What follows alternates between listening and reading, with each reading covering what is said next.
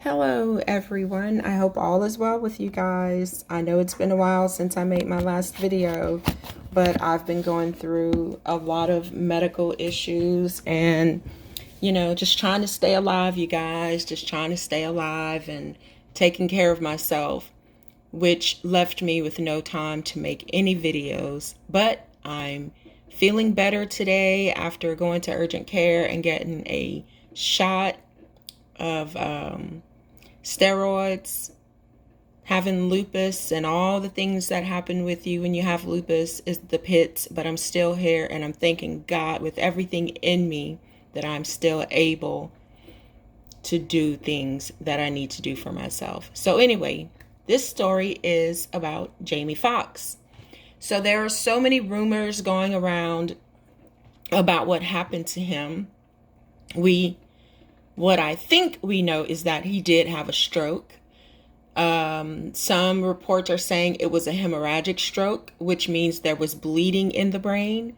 And some people are saying stroke, which means there was a blood clot in a vessel, which caused the blood flow to be stopped, kind of like a dam, and so caused damage. Now we're hearing that he's blind and paralyzed because of the stroke. So Dr. Drew, if you guys remember Dr. Drew from the 90s on MTV, he has a YouTube channel. I think it is a YouTube channel. And he was speaking with someone named AJ Benza, who's a sort of reporter, I guess. And they were talking about a source that AJ Benza got that told him that Jamie Foxx was blind and paralyzed. And that his stroke came from getting the shot. You know what I'm talking about? For all this stuff that was happening in 2020.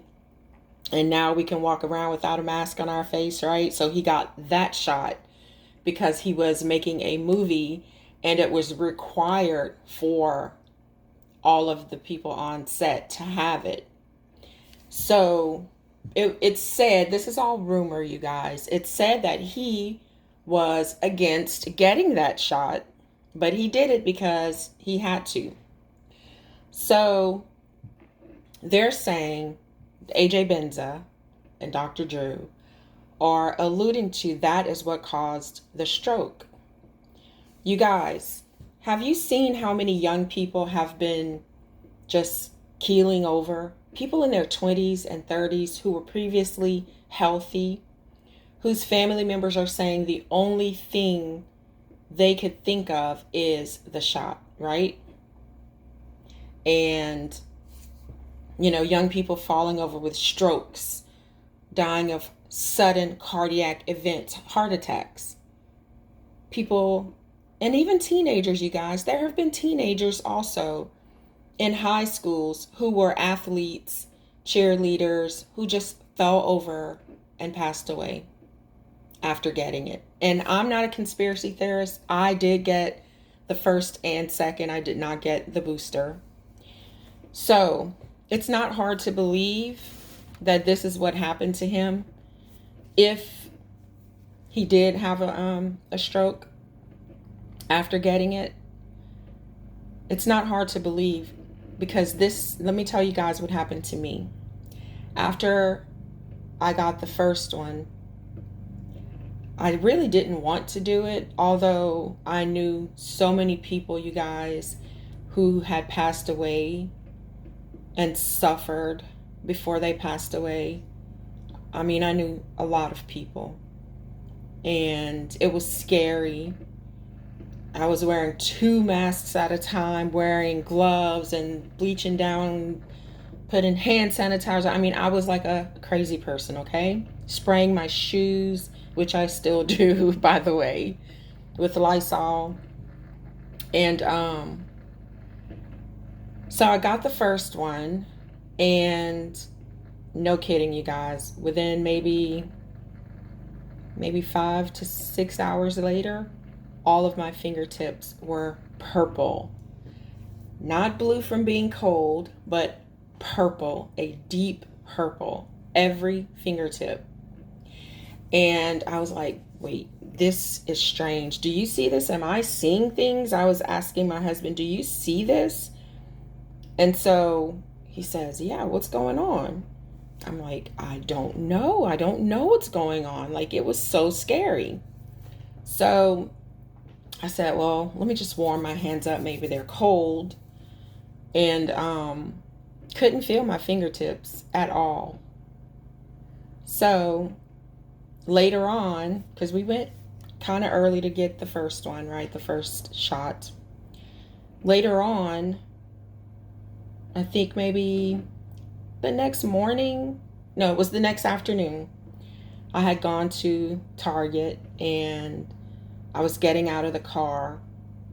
Now, I drove there fine. My fingertips were back to normal. But when I got out of my car, I went straight down to the ground. I couldn't feel my legs. And I had to pull myself up by my arms and get back in my car. And I was so freaked out. I was crying. I was like, what is going on? And all of a sudden, my legs started tingling all the way down to my feet. It felt like needles were sticking me. You guys know that feeling when you're sitting on your foot too long, or you're, sleeping and you're on your hand the wrong way and you wake up and it's like, numb, but needles and pins sticking kind of feeling. Both of my legs and feet were doing that. And so I was scared to drive home because I was like, what if I can't feel my legs again, So I'm sitting there and I feel this sensation and I'm starting to feel my legs again. And so I went home. I didn't go in the store. I got home and I was literally, my left leg was fine, but I was dragging my right leg. For the next, I would say 5 months, I was falling down all the time. I would think that I was picking up my foot high enough to walk normally, but I wasn't picking it up. So the front of my foot would just like flop down and I would fall. I fell down so many times, you guys. It was so scary. And then it finally stopped. Well, you know how when you take the first shot, you have to wait a few weeks to go and get your second one. I think it was like 6 or 8 weeks. My doctors made me wait 6 months to get the second one, and I did not want to get it, but I was bullied into getting it because we're at the transplant center that I was listed at, which I'm no longer listed at, by the way. I talked about that in another video. They bullied me and some other people that I know into getting the second one, saying if you don't get it, you'll be taken off the list, which I was taken off the list anyway. But so I went and got it. After the 6 months, the doctor told me that I had to wait to make sure that I was okay. And nothing happened after the second one. I had like a really bad pain in my arm, but I didn't have any of the, like falling down, numbness, changing of the colors of my fingertips or anything like that. It was basic, I would say, no issues. But so I totally believe it if this did happen to him, because just based on my experience and just based on looking at all of these stories around the country where young people are falling down, losing their lives suddenly from stroke and heart attack after having it.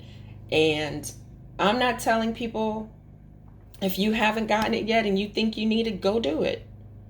I'm not saying not to do it. I'm not saying do it. You do what you think is right for your body. But I'm not going to ever be pressured into something like that again, because it could have cost me my life. And if that is what happened to Jamie Foxx, look at how his life is going to change. I pray that he recovers fully, you guys. I would pray that he recovers fully. because it's really horrible to be bullied into doing something and then it costs you so much. Anyway, you guys, let's talk about this in the comments. Do you think that it is true that he was bullied? Let me just bring you a little bit of the article from NBC News that talks about it. So they're saying an unsubstantiated claim that Jamie Foxx was hospitalized after a COVID vaccination is going viral on social media. A claim that Academy Award winner Jamie Foxx was hospitalized after he was seriously injured by a COVID vaccine has gone massively viral, having been viewed millions of times on social media. A representative for Fox said the claim is untrue, but that hasn't stopped the claim from being absorbed and amplified in an anti-vaccination echo chamber on YouTube and Twitter. The unsubstantiated claim is part of a continued push among some far-right personalities to cast doubt on the safety of vaccines, even though studies and the Centers for Disease Control and Prevention have affirmed that vaccines are safe and effective. The claim about Fox was first made by a gossip columnist on the online talk show Ask Dr. Drew. AJ Benza, a podcaster who formerly worked for the New York Daily News, told Dr. Drew Pinsky on his program on May 30th that Fox was left partially paralyzed and blind after he received a COVID vaccine. Benza alleged that Fox was forced to get a vaccine while he was working on a film. He claimed he had a source in the room with Fox and that the performer developed a blood clot, which led to a stroke after he got vaccinated. Pinsky didn't challenge the claim. Benza didn't name the source. He didn't immediately respond to a request for comment. Fox's representatives said in an email that Benza's claim is completely inaccurate. Although Fox was hospitalized for an undisclosed illness in April, his daughter Corinne Foxx said in an Instagram story post that he had been home for weeks and was well enough to play pickleball. Still, that hasn't stopped Benza's disputed claim from running rampant on social media. Far-right commentators like Candace Owens amplified it on her YouTube-based podcast, where she has 1.6 million subscribers, insinuating that Benza's statement must be true because Fox's family didn't outright condemn it. A clip on Owens' YouTube page of her discussing Fox's condition had more than 180,000 views yesterday.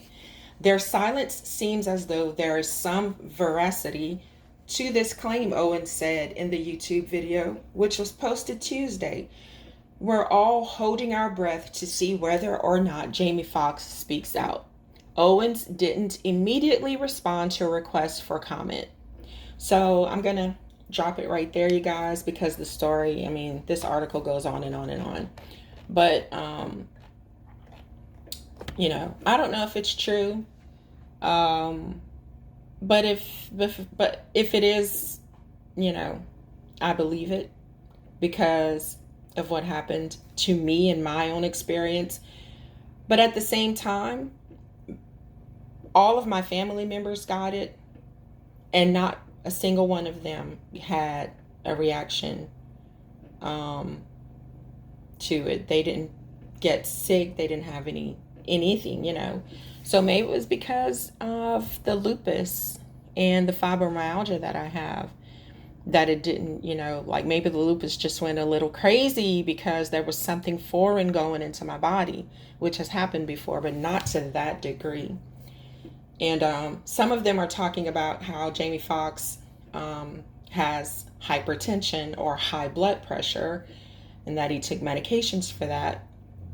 But, high blood pressure can cause stroke also. So we're not going to know anything until his family comes out and says what exactly happened to him. But I can promise you this, if it was from the shot, we probably will never know the truth, because it is such a pull on both sides of the political spectrum, both sides of the aisle. If you say the truth, and it's one way, the other side comes after you. You could lose your livelihood by telling the truth these days. So anyway, you guys, let's pray for Jamie Foxx and for all of the families who have lost their loved ones after having that shot, okay? Because it's true, it has happened, but not to everyone, okay? Let me know what your thoughts are in the comments. Have you had a reaction, a bad reaction to it, or not? Or someone you know? Let's talk about it. See you there.